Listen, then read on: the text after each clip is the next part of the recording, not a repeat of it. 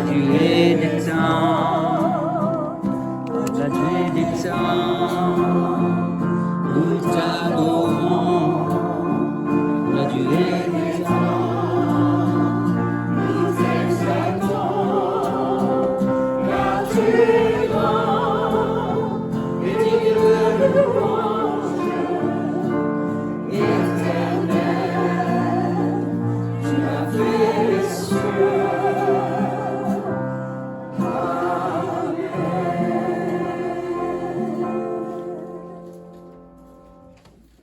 Là, je vous invite à la prière maintenant.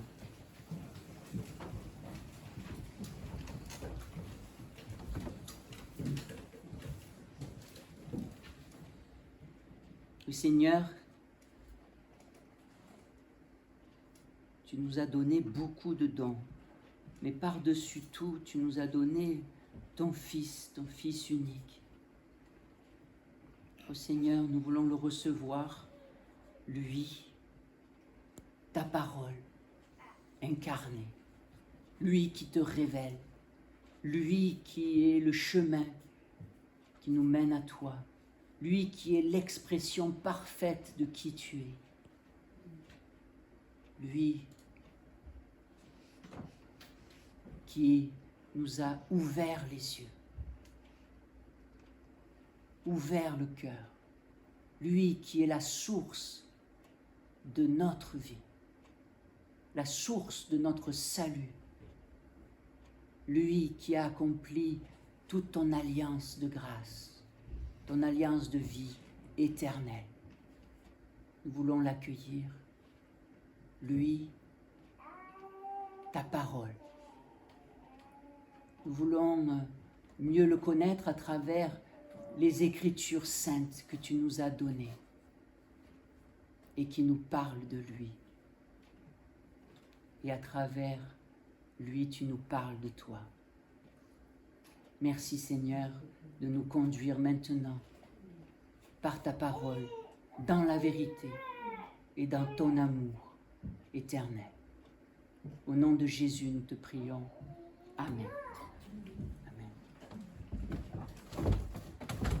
Je vais éteindre juste...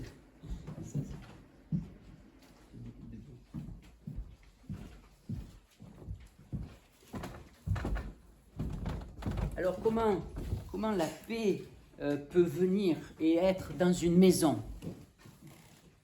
Parce que chaque maison, comme le rappelle Charles Nicolas, chaque maison est une petite église. Hein?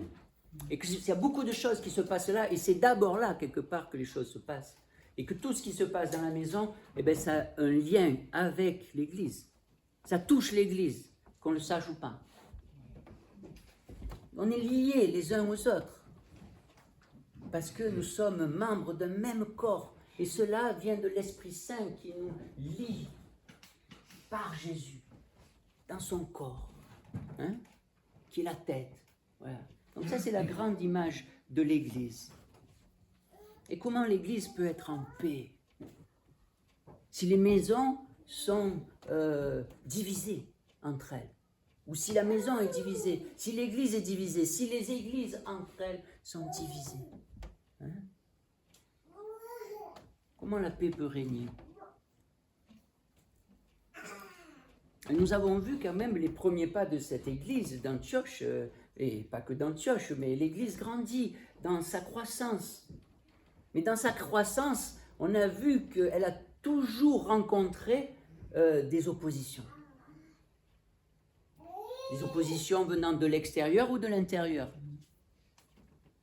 La semaine dernière, nous avons vu une opposition spirituelle qui venait à travers un magicien, un pseudo-prophète. Il était tout sauf un prophète, il était un faux prophète.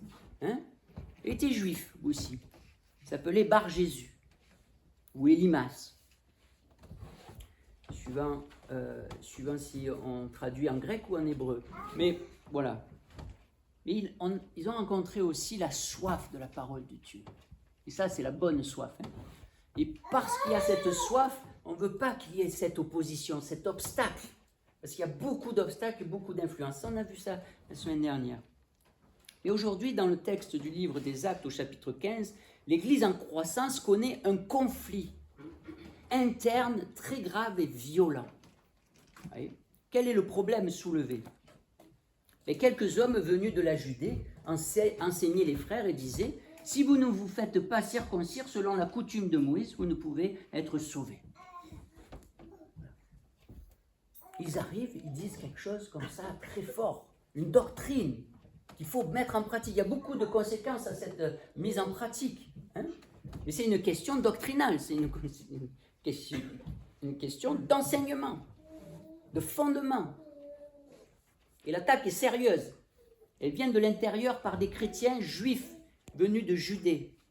Mais déjà, on voit que pourquoi les cœurs sont troublés, c'est qu'ils n'avaient pas été mandatés par l'Église de Jérusalem. Il y a déjà, ça vient par une insoumission déjà, vous voyez? Alors, ça ne veut pas dire que tous les synodes, par exemple, tous les synodes sont bons à travers tous les synodes des églises.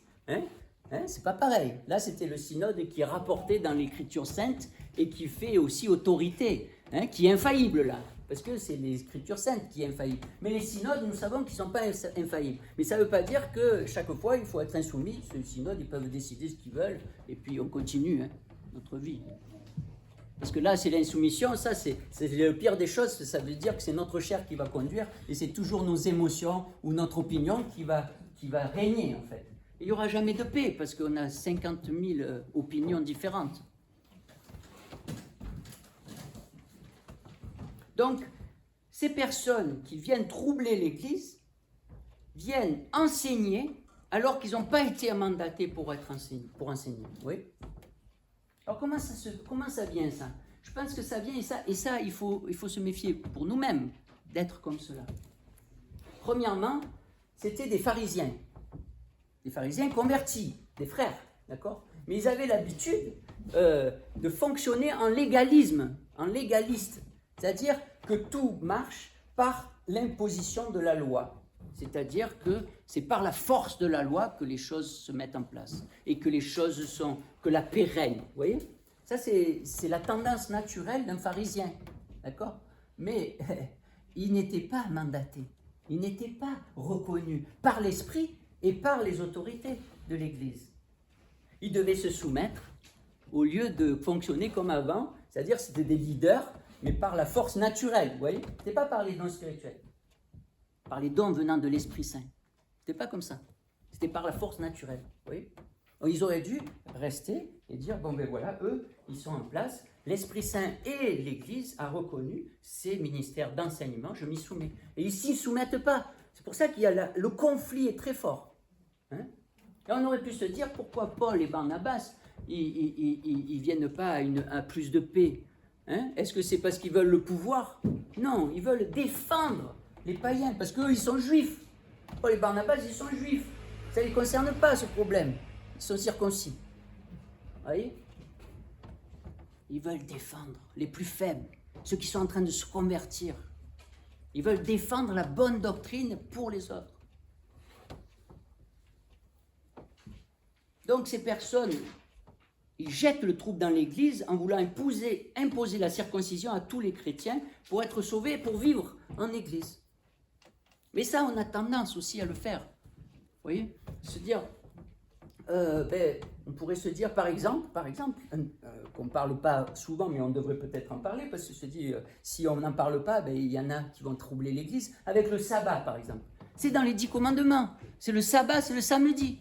Alors comment se fait qu'on ne vit pas le sabbat le samedi? Alors quelqu'un il vient, il va se dire, il y a le sabbat, vous voyez pas, c'est les 10 commandements. Vous voyez, quelqu'un qui vient troubler l'Église, et les enseignants, s'ils disent rien, il y a l'Église qui est troublée, il n'y a pas la paix qui règne. Vous voyez? Mais il faut savoir aussi pourquoi on dit les choses. C'est pour ça qu'il y a un synode qui se réunit, les débats. Il dit quels sont les témoignages. Quels sont les témoignages? Il y a 3 témoignages. Et les 3 sont d'accord. Et chaque fois, c'est les témoignages de l'Esprit Saint. Chaque fois, c'est les témoignages de l'Esprit Saint. Quand on regarde le synode, chaque fois, c'est le témoignage de l'Esprit Saint. Jacques invoque les Saintes Écritures, c'est le témoignage de l'Esprit Saint, qui a écrit les Saintes Écritures à travers les hommes. Vous voyez? Le témoignage de l'Esprit Saint aussi, qui agit dans les cœurs, qui purifie les cœurs. Pierre le dit, J'ai vu la purification des cœurs, j'ai vu le Saint-Esprit agir. Ils étaient convertis, il n'y avait pas besoin d'autre chose pour être sauvés. Je l'ai vu. Donc à la fois, il y avait le témoignage de l'Esprit Saint qui agit aujourd'hui, en concordance avec l'Esprit Saint qui a écrit les Saintes Écritures, mais aussi en concordance avec une conviction intérieure que Pierre voit. Il est illuminé intérieurement pour voir cela. Et il a été appelé par l'Esprit Saint. Même s'il a fallu plusieurs fois, hein, vous vous rappelez, dans les Actes, il y a 3 fois, il a fallu une vision forte pour que Pierre se dise « Ah bon, d'accord, s'il faut changer ma mentalité de juif, parce que j'ai été éduqué comme ça, je suis comme ça, je veux vivre comme ça, et je ne veux pas être impur, vous voyez, l'histoire de pur et d'impur, vous voyez, tout ça. Hein? On peut amener à être troublé par quelqu'un qui dit « Mais si vous faites ça, vous êtes impur. » Vous voyez? Donc il faut savoir comment nos consciences et nos vies, nos cœurs sont purifiés. Ça, il faut le savoir. Et il faut aussi, c'est très réconfortant de savoir qu'on peut avoir une conscience pure. Imaginez la force et la liberté d'avoir une conscience pure, réellement pure. Et qui c'est qui purifie nos cœurs? Est-ce qu'on est pur parce qu'on agit de telle sorte, parce notre comportement est comme ceci, ou parce qu'on s'abstient de ceci ou cela? C'est la question. Est-ce qu'on est pur parce qu'il y a un rite, parce qu'on a été baptisé comme ceci, ou par ceci, ou par cela? Non, vous le savez. On est purifié uniquement par le sang de Jésus. Le sang de Jésus nous purifie de tout péché. Que ce soit les nôtres ou même les péchés qui nous ont été commis envers nous. De tout péché. Il y a une puissance dans le sang de Jésus qui purifie de tout péché. Ça suffit. Il n'y a pas besoin de rajouter. Si on rajoute, et là, on s'exclut. Ça, c'est dans la lettre aux Galates. Si vous faites circoncire, là, Christ ne vous sert de rien. Vous excluez de Christ. Rajouter, ça veut dire que Christ ne suffit pas. Donc, tu t'exclus de Christ qui suffit. Et donc, ça, c'est tout l'enjeu. C'est dire Christ suffit. La grâce qui est en Jésus suffit. Vous voyez? Mais les cœurs peuvent être troublés aujourd'hui, plus particulièrement, pour contrer le légalisme par le libéralisme. Vous voyez, c'est un peu ça. Il y a certaines personnes, ah non, le légalisme, il fait tellement de dégâts, il a tellement cassé, il m'a tellement brisé, je suis prêt à tout, sauf au légalisme, je suis prêt au libéralisme. Est-ce que c'est le moyen par lequel Dieu nous délivre? Ce n'est pas le libéralisme, non plus. Ça, c'est la chair aussi, vous voyez? C'est les tendances naturelles, c'est la raison, je vais raisonner. Alors oui, il n'y a pas besoin de se culpabiliser. Vous voyez, il n'y a pas besoin de la loi. Il n'y a pas besoin de se soumettre à la loi. Il n'y a pas besoin de ceci. Et finalement, il n'y a plus de péché. Et finalement, il n'y a plus de repentance. Donc c'est enlevé. Là, c'est l'inverse du légalisme. Le légalisme rajoute à l'évangile, au pur évangile, parce qu'il n'est pas assez pur, vous voyez, il faut être toujours plus pur, il faut être plus pur que pur. Il faut être plus pur que Dieu, plus juste que Dieu. Mais le légalisme, lui, il enlève. Il enlève la force et l'autorité à la parole de Dieu. Il enlève des choses de la parole de Dieu. Il enlève de l'évangile la repentance. Il enlève donc la nécessité de la foi. Parce que le libéralisme, tout le monde est sauvé. Et ce n'est pas ce que dit la parole. Même si on voudrait bien que ce soit ça, peut-être. Donc, les judaïsants, c'est-à-dire les légalistes là, qui interviennent, ils mettaient Moïse au-dessus de Jésus. Ils invoquent Moïse. Alors on peut être troublé à se dire « Oh, Moïse, c'est quand même pas rien. » Oui, c'est Moïse quand même. Vous voyez? Pour un juif, c'est vraiment important. Hein? Et si tu mets quelqu'un au-dessus de Jésus, là, tu t'enlèves de l'autorité de Jésus, donc tu t'enlèves de l'autorité et de la grâce de Jésus. Si on s'enlève de l'autorité de quelqu'un, de Dieu, de Jésus, enfin, tu t'enlèves de la grâce aussi qui va avec. Parce que les deux vont ensemble. Donc, je reviens sur ces 3 témoignages. Les 3 témoignages, il y a une grande unité dans les 3 témoignages du Saint-Esprit.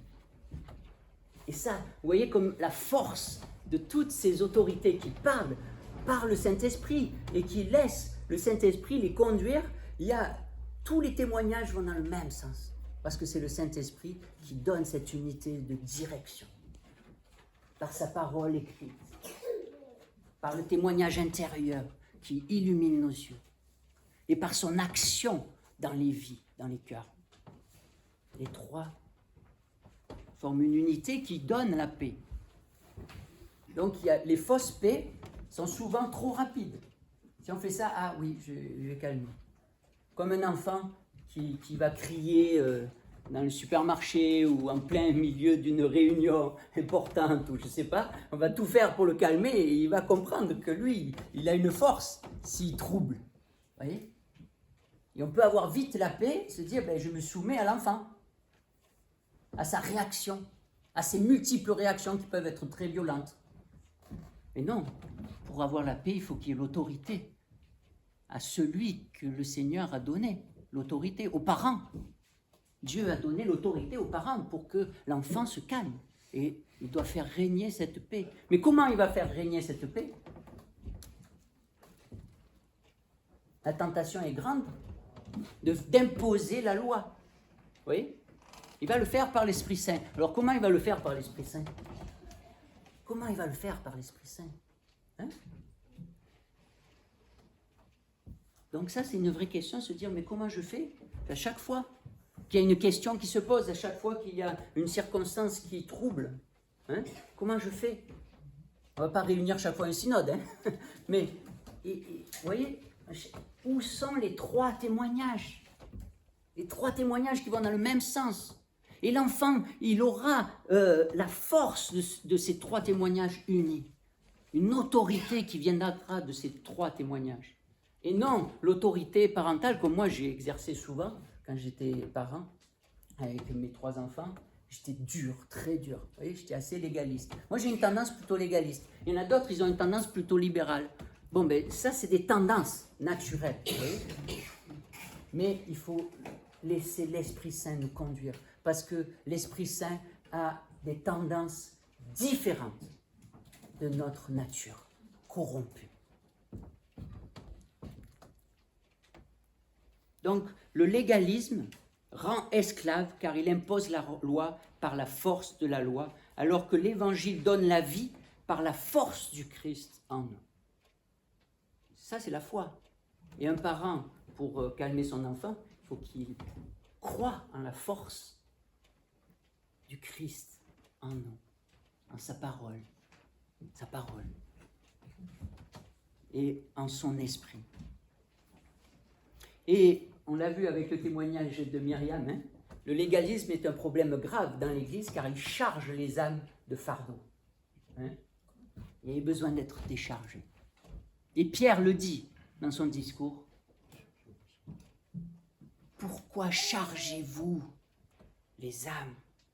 Pourquoi chargez-vous ? Alors que nous-mêmes, on a été incapables de le vivre.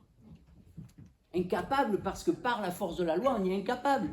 Ça, c'est toute la lettre aux Romains qui aboutit à Romains 7 où c'est incapable. Je veux faire le bien, mais je fais le mal. Vous voyez ? C'est Romains 7. Et puis l'aboutissement qui est Romains 8, c'est la vie de l'esprit. Marche par l'esprit.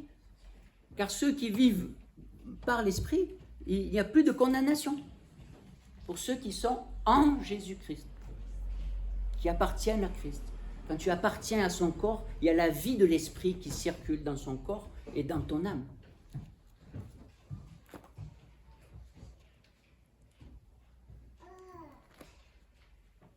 Donc, ils font une décision qui est commune à toutes les autorités de l'époque, qui étaient reconnues. Chaque fois, ils essayaient de voir quel était l'esprit. Et ils disent, l'Esprit Saint et nous avons décidé. Et nous, on décide à la suite de l'Esprit Saint. Vous voyez? Et on essaye de voir quelle est la direction de l'Esprit. Et cette décision est remplie de grâce, elle est très encourageante. Et elle peut être prise et envoyée avec beaucoup d'attention vers les églises dispersées et troublées. Cette décision prend aussi en compte la sensibilité des Juifs vis-à-vis de certaines pratiques. Donc ça, c'est important pour nous parce qu'on est en majorité, et peut-être uniquement, des non-Juifs ici maintenant. Hein? Prennent en compte la sensibilité des Juifs quand même. Pas pour être sauvés, mais pour vivre ensemble, pour ne pas choquer, pour ne pas scandaliser l'autre. Donc il y a des choses que vous ne ferez pas, ils disent. Des choses pour que ensemble vous pouvez manger ensemble, vous pouvez vivre les choses ensemble. Voyez? Et puis il y a des choses qui s'imposent parce que c'est culturel, et puis il y a d'autres choses qui sont beaucoup plus importantes. Là, comme par exemple quand il parle de l'inconduite, de la débauche. Le mot en grec c'est porneia. Ça veut dire toute activité sexuelle en dehors de l'alliance du mariage. Vous voyez? C'est tout. L'union sexuelle doit se faire dans l'alliance du mariage. Parce que là, là, il y a quelque chose qui se passe qui heurte le corps, pas que de toi, mais aussi de l'Église. Tu troubles l'Église quand tu fais ça aussi. Tu troubles la paix de l'Église quand tu fais ça. Et ça, on n'enseigne pas assez, parce que c'est l'Église, c'est la parole. Et dans 2 Corinthiens chapitre 6, et même jusqu'à chapitre 7, verset 1, il explique tout ça, il reprend tout l'Ancien Testament, Paul, et il explique tout ça. L'alliance de vie, elle se vit aussi dans le mariage. Et parce que c'est une alliance importante, parce que le mariage reflète la vie du Christ avec son épouse qui est l'Église. Donc tu enlèves une vocation forte, tu troubles, tu méprises l'alliance de Dieu, du Christ, avec son Église. Et c'est des coups de pratique, ce que tu fais, ça touche. Ça touche ça, c'est pas juste « Ah, il y en a qui sont troublés par ça », non. C'est Dieu, il n'aime pas ça, mais c'est pas que ça. C'est que tu troubles l'alliance. Donc vous voyez, c'est tout ça qui doit régner pour que la paix soit là. Mais il faut aussi toute cette grâce de la patience aussi. Hein? Il dit, voilà, c'est un encouragement parce qu'il y a besoin de vivre selon les fruits de l'esprit, hein? Qui sont la patience, la douceur, la maîtrise de soi, tout ça. Vous voyez? Et il y a dans un livre, je ne sais pas si vous connaissez, je pense que vous connaissez l'imitation de Jésus-Christ, de Thomas à Kempis, le premier chapitre, il se termine par cette phrase simple. Il vaut mieux plaire au Saint-Esprit que d'en connaître la définition. Et je vais terminer cette prédication en écoutant, on va écouter ensemble, devant la table du Seigneur, l'invitation du Seigneur à connaître sa grâce et son salut, la vie de son esprit. Nous l'écoutons dans Ésaïe chapitre 55. Allons, vous tous qui avez soif, voici de l'eau, venez. Même si vous n'avez pas d'argent, venez. Prenez de quoi manger, c'est gratuit. Achetez du vin ou du lait, c'est pour rien. Pourquoi dépenser votre argent pour ce qui ne nourrit pas? Pourquoi vous donner du mal pour ce qui ne rassasie pas? Écoutez-moi bien, et vous mangerez ce qui est bon. Vous vous régalerez de ce qu'il y a de meilleur. Accordez-moi votre attention et venez à moi. Écoutez-moi et vous vivrez. Je conclus avec vous une alliance pour toujours, dit le Seigneur, et je vous accorderai les bienfaits que j'avais assurés à David. Face au peuple, au pluriel, face au peuple, j'avais fait de lui un témoin de mon pouvoir. Je l'avais établi comme un chef et un maître pour les peuples. Eh bien, toi aussi, Israël, tu lanceras un appel à des étrangers, des inconnus, et ces gens qui t'ignoraient accourront vers toi. Ils viendront à cause de moi, le Seigneur ton Dieu, le Dieu saint d'Israël, qui t'accorde cet honneur. Recherchez le Seigneur maintenant qu'il se laisse trouver. Faites appel à lui maintenant qu'il est près de vous. que la personne méchante renonce à ses pratiques, que l'individu malveillant renonce à ses pensées, qu'il revienne au Seigneur, car il aura de la tendresse pour lui, qu'il revienne à notre Dieu, car il accorde un large pardon. Amen.